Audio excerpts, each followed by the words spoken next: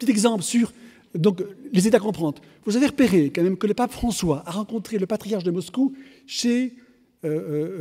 à Cuba, chez Fidel Castro. Je ne sais pas si vous avez vu, c'est des trucs hallucinants.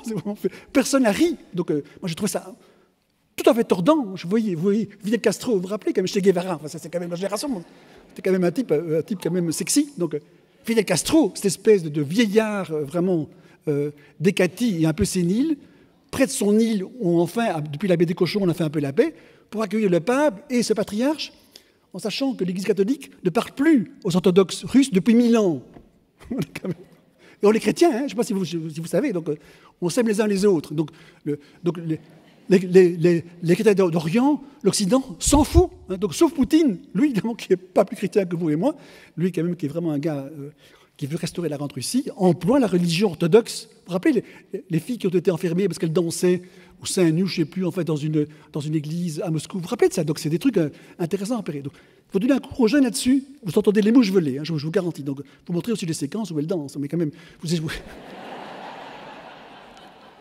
mais vous leur racontez, avant de leur parler de la guerre chiite-sunnite, auquel personne ne comprend rien, hein, avant d'expliquer que chez les sunnites, il y a au moins 4 écoles coraniques qui ne s'entendent pas tout à fait, hein, que les oulémas ne sont pas d'accord avec parce que les musulmans, c'est un seul et grand tout, mais ce n'est pas du tout vrai. Il y a une guerre de religion auquel on a mis le feu depuis qu'on a ramené Jean Khomeini en 79. Donc mais nous, côté guerre de religion, on en connaît un bout. Vous vous rappelez l'Irlande, qui a fait un peu la paix il y a juste 15 ou 20 ans, là, entre le nord et le sud protestant. Donc on connaît les guerres de religion, on connaît la haine identitaire, on connaît l'usage de l'image de la religion et d'un Dieu pervers pour prendre le pouvoir.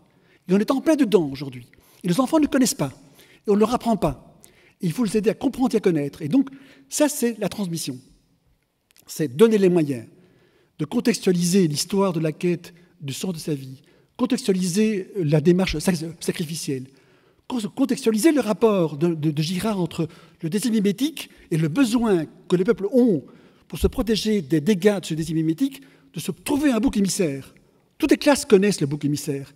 Le petit moche, la petite grosse, la rousse qu'on montre du doigt, qui en effet vraiment, je dirais, va être massacré après ça sur les réseaux sociaux.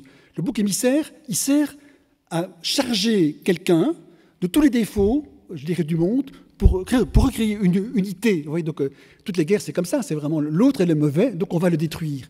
La pulsion de mort se réveille, le droit de tuer se déploie, on érotise la violence, et c'est ça la cruauté, c'est érotiser la haine, et alors en effet, on apaise la vie en société initiale qui était menacée par le désir mimétique. Puis après ça, on sacralise le martyr et le héros. Girard, 1965, c'est une modernité totale. Il a montré après ça la montée aux extrêmes avec Clausewitz. La guerre franco-allemande, 200 ans de guerre.